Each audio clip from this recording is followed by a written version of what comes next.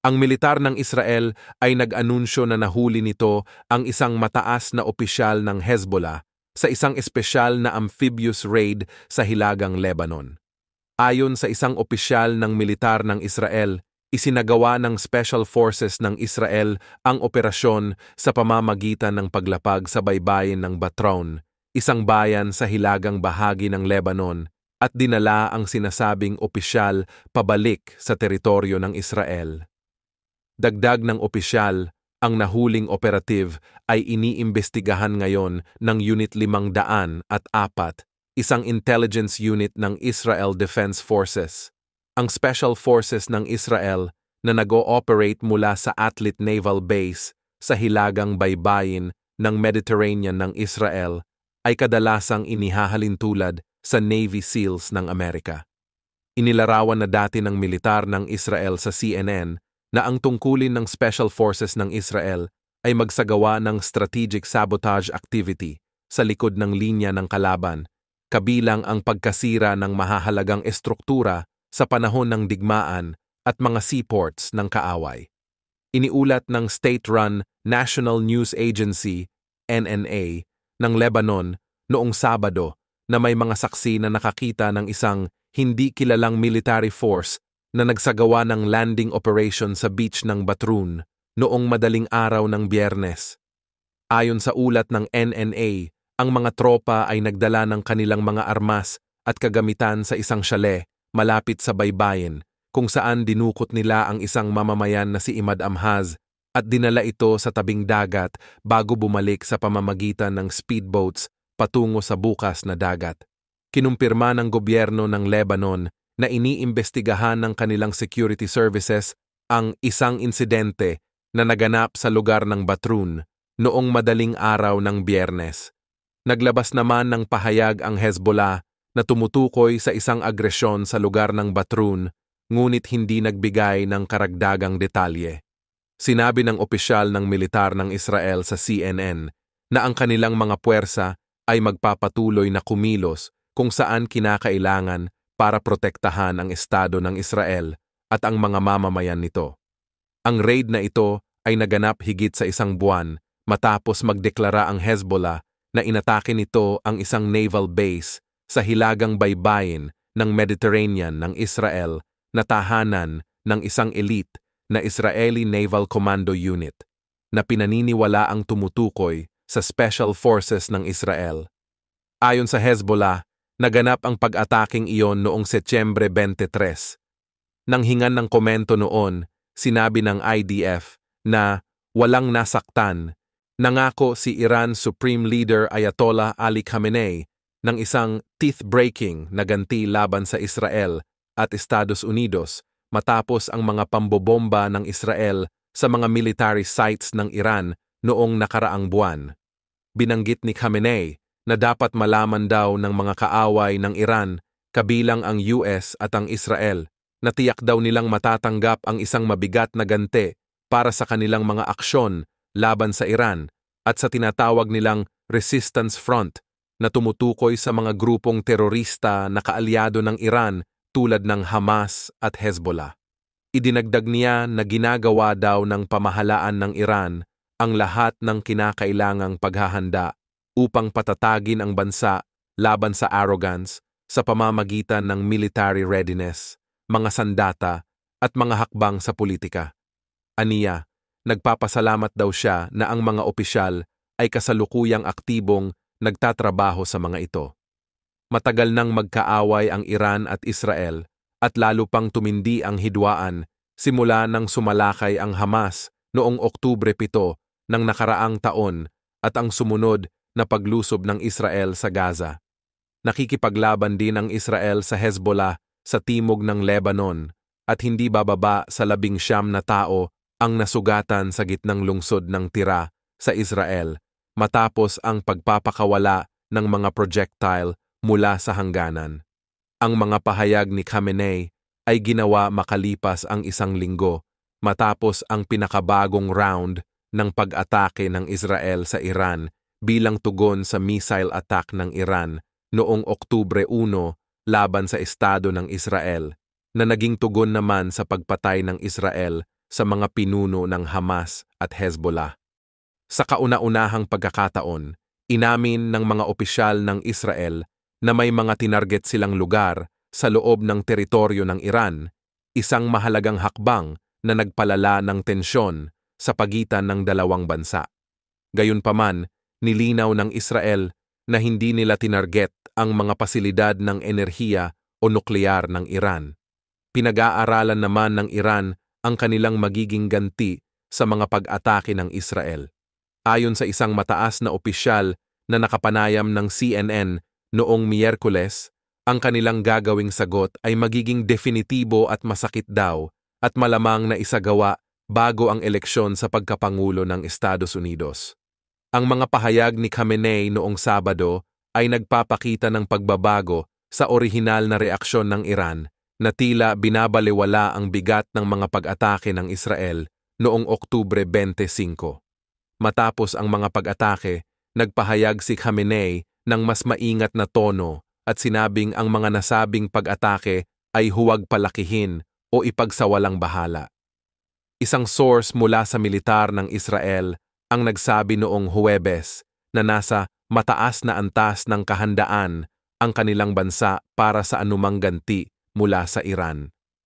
Gayunpaman, binanggit ng source sa CNN na patuloy pa rin nilang sinusuri ang proseso ng pagpapasya sa Iran upang malaman kung kailan at paano isasagawa ang kanilang magiging hakbang.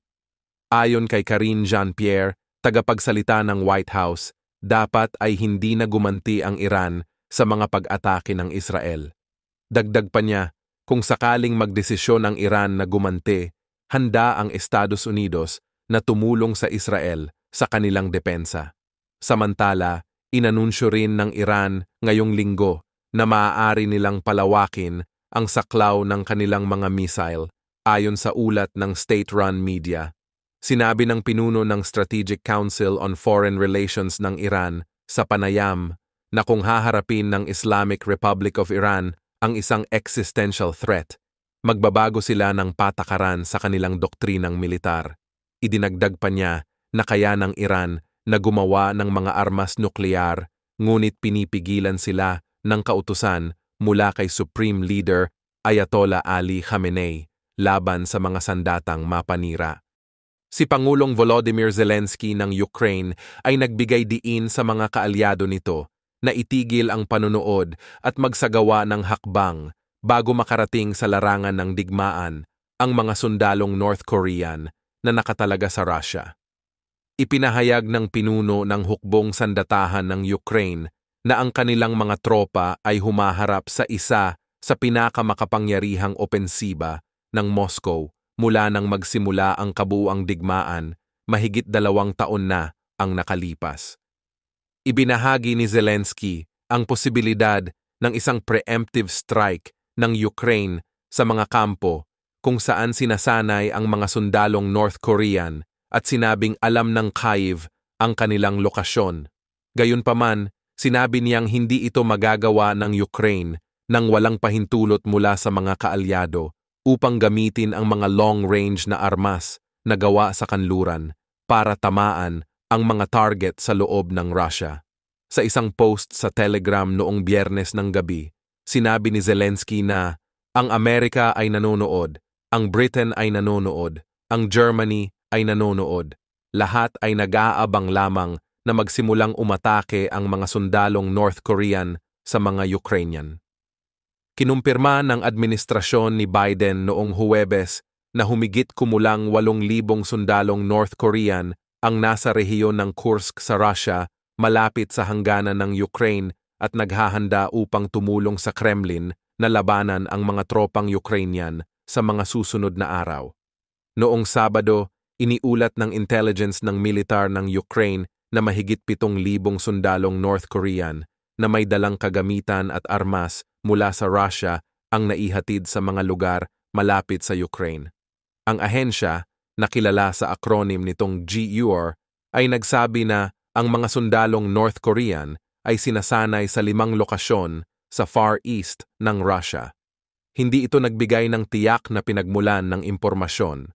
Ang mga leader ng kanluran ay naglarawan sa pag-deploy ng mga sundalong North Korean bilang isang mahalagang pagtaas ng tensyon na posibleng makaapekto sa relasyon sa rehiyong Asia-Pacific at magbukas ng pinto sa pagpapasa ng teknolohiya mula Moscow patungong Pyongyang na maaaring magpataas ng banta mula sa programa ng mga sandatang nuklear at misil ng North Korea. Nagkita rin si Foreign Minister Cho Son-hui ng North Korea at ang kanyang Russian counterpart sa Moscow noong Biyernes. Madalas sabihin ng mga leader ng Ukraine na kailangan nila ng pahintulot upang gamitin ang mga armas ng kanluran upang tamaan ang mga imbakan ng armas, paliparan at mga base militar na malayo sa hangganan upang hikayatin ang Russia na maghanap ng kapayapaan. Sa ganti, iginiit ng mga opisyal ng depensa ng US na limitado ang dami ng mga missile at ginagamit na ng Ukraine ang kanilang sariling mga long-range drones para tamaan ang mga target sa malalayong lugar sa Russia. Patuloy na ipinapahayag ng Moscow na ituturing nito ang anumang ganitong pag-atake bilang isang malaking pagtaas ng tensyon. Binalaan ni Pangulong Vladimir Putin noong Setyembre 12 na ang Russia ay makikipagdigma sa US at mga estado ng NATO kung aaprubahan ang mga naturang pag-atake. Inihayag ng Hezbollah na inatake daw nila ang mga military base ng Israel malapit sa Tel Aviv at Haifa. Ayon sa armadong grupo mula Lebanon, tinarget daw nila ang Palmachim Air Base sa timog ng Tel Aviv gamit ang isang eskwadron ng mga drone na pambomba. Inilarawan ng grupo na ang nasabing base ay naglalaman daw ng isang military research center at isang radar para sa Arrow weapons system. Dagdag pa ng Hezbollah, pinuntirya rin daw nila ang Zevulon Military Industries base sa hilaga ng Haifa gamit ang isang salbo ng mga missile, gayon din ang lugar sa hilaga ng Haifa na tinamaan daw ng isa pang salbo ng mga rocket. Samantala, isang alyansa ng mga grupo mula Iraq ang nag-ulat na nagsagawa daw ang kanilang mga fighters ng 4 na pag-atake gamit ang mga drone sa resort ng Eilat sa katimugang bahagi ng Israel. Sinabi ng Israel na kanilang na-intercept ang 3 drone na papalapit mula sa silangan. Sa kanilang pahayag, inangkin ng Islamic Resistance sa Iraq ang responsibilidad sa mga pag-atake sa tinukoy nilang 4 na mahalagang target daw sa nasabing resort sa baybayin ng Red Sea ng Israel na isinagawa lang daw sa loob lamang ng 1 oras. Isang bagong banta mula sa Iran ang muling umusbong matapos ang pag-atake ng IDF noong nakaraang Sabado na tinukoy ng Ayatollah bilang sobrang laki para ipagsawalang bahala. Ang sinasabing ganti ng Iran ay maaaring ipatupad bago ang eleksyon sa US sa Martes. Ayon sa mga sources sa Iran, ang magiging ganti ng Islamic Republic laban sa Israel ay tiyak at masakit. Nagbigay ng reaksyon si General Jack Keane, isang retiradong 4-star general, strategic analyst at chairman ng Institute for the Study of War. Ipinahayag niya na ang epekto ng pag-atake ng Israel ay mas malala kaysa sa mga ulat. Aniya, ang pag-atake ay nakaapekto sa air defense systems ng Russia, partikular ang S-300 missile defense systems na ipinagkaloob ng Russia sa Iran ilang taon na ang nakalipas. Ang mga sistemang ito ang pangunahing nagpoprotekta sa nuclear facilities, industriya ng langis at gas, at iba pang estratehikong pasilidad tulad ng missile production factories na sinira ng Israel. Dagdag pa ni Keane, dahil sa pagkasira ng mga sistemang ito, nananatiling walang kwenta ang depensa ng Iran at malinaw sa kanila na kung sila ay magsasagawa ng malaking pag-atake laban sa Israel, magiging mas madali para sa Israel na magsagawa ng mas malawak na pag-atake na posibleng magdulot ng malaking pinsalang pang-ekonomiya bukod sa pang-militar. Binanggit din ng general na bagaman hindi pa tiyak ang magiging hakbang ng Iran, sinabi nilang gagamitin nila ang Iraq sa kanilang mga operasyon. Gayunpaman, para kay Keane, hindi nito mababago ang sitwasyon para sa Israel kahit saan pa man manggaling ang mga missile. Patuloy na pananagutin ng Israel ang mga lider ng Iran, aniya, at dapat nating bantayan kung magtutuloy ba ang mga banta ng Iran o puro pagpapakita lang ng lakas. Samantala, napansin din ni Brian na ang foreign minister ng Russia ay patuloy na nakikipagtulungan sa Iran. May balita ring maaaring magkaroon ng missile defense deal sa pagitan ng dalawang bansa. Inihayag rin ni Keane na ilang libong sundalong North Korean, tinatayang nasa 8,000 hanggang 10,000, ang iniulat na sumama sa labanan sa Russia. Tinukoy ni Keane na hindi pa nasusubukan ang mga sundalong ito sa digmaan. Sinabi rin ni Keane na bagaman may mga piling sundalo sa North Korea na tinuturing na elite o bahagi ng Special Operations Forces, hindi nito sapat na mababago ang kabuuang takbo ng digmaan sa Ukraine. Ayon sa kanya, malaking pangangailangan ng Russia ang karagdagang tao, lalo na't napapabalitang nasa 30,000 ang namamatay o nasusugatan kada buwan, at sa Oktubre lamang ay umabot sa 57,000 ang kanilang casualties, ang pinakamataas na naitala simula nang magsimula ang digmaan. Kung ito ay magiging isang patuloy na supply ng mga sundalo, maaaring magkaroon ng epekto. Ngunit kung isang beses lamang na pagpapadala ng 10,000 sundalo, hindi ito magiging sapat upang magkaroon ng malaking pagbabago sa laban, ayon kay Keane. Sa tanong kung ano ang kapalit na nakukuha ng North Korea mula sa Russia, sinabi ni Brian na posibleng mas advanced na cyber intelligence ang naibibigay ng Russia, na makatutulong sa North Korea na umangat mula sa makalumang mga teknolohiya. Iminungkahi na dapat bantayang mabuti ang magiging takbo ng ugnayang ito.